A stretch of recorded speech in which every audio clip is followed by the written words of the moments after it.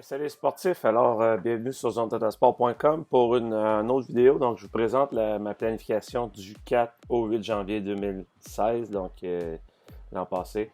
Comme je vous ai dit, je vais tout travailler fort pour finir mes vidéos, après ça, et puis mettre ça en ligne, toutes les vidéos et les planifications que j'ai fait, puisqu'il y a du monde directement de l'Alberta qui nous suit. Donc, je suis content de savoir que ces vidéos-là peuvent vous aider, vous accompagner dans votre enseignement en éducation physique, peu importe l'endroit sur la planète. Alors, pour ce qui est de ma planification dans cette semaine-là, on commence un volet dans une école, on commence un volet coopération.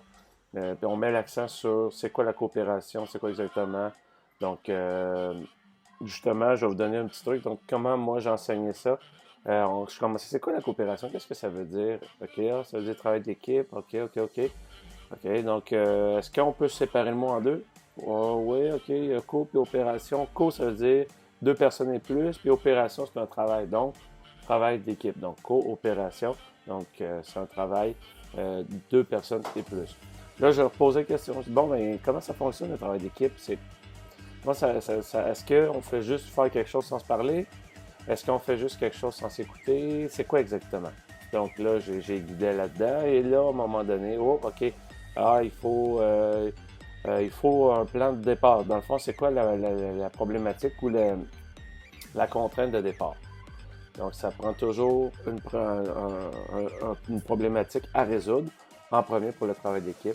Ensuite, en équipe, on parle, on trouve un plan. Donc, ensemble, on s'écoute, on parle et on trouve ensemble une stratégie pour essayer de résoudre le problème ou la tâche à réaliser. Ensuite, on exécute le plan qu'on a trouvé en équipe. Après ça, on évalue le plan, voir si notre plan, c'est un bon plan ou pas. Et après ça, on le refait une autre fois, etc. Donc, c'est bien énuméré, faire comprendre aux élèves que ça prend, c'est quoi la tâche à faire.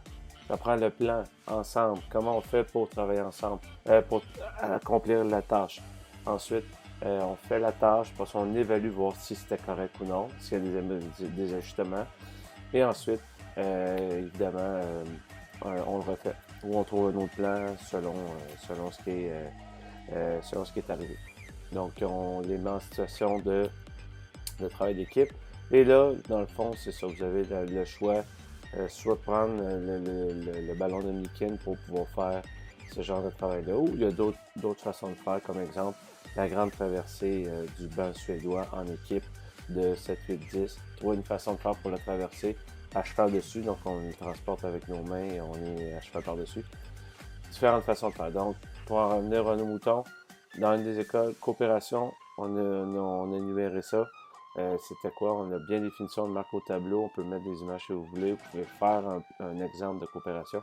Et les jeux qui ont été faits, c'est les pompiers maléfiques, comment on fait pour aller toucher les autres élèves avec le gros ballon en équipe.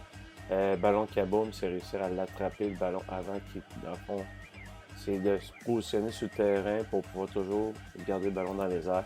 Et catch ball Sandy, c'est le prof qui prend le ballon dans les mains et qui lance le ballon à un endroit précis dans le gymnase. Et les autres, au lieu de le frapper, doivent l'attraper. Et si vous voyez que vos élèves sont bons, ils peuvent s'agenouiller pour attraper le ballon. Et il y avait les 5 tours aussi.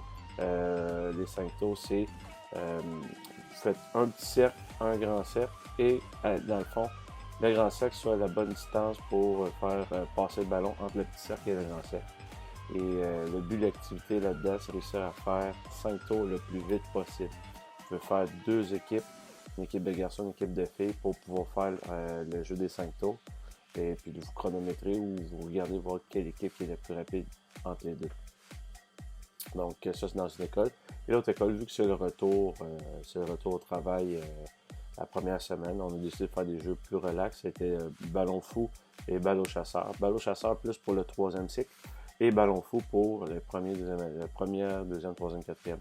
Ça marche toujours bien pour ce genre d'activité-là. Donc, pour plus de détails, si vous la téléchargez ou regardez les vidéos ou regardez la planification www.zonetotasport.com.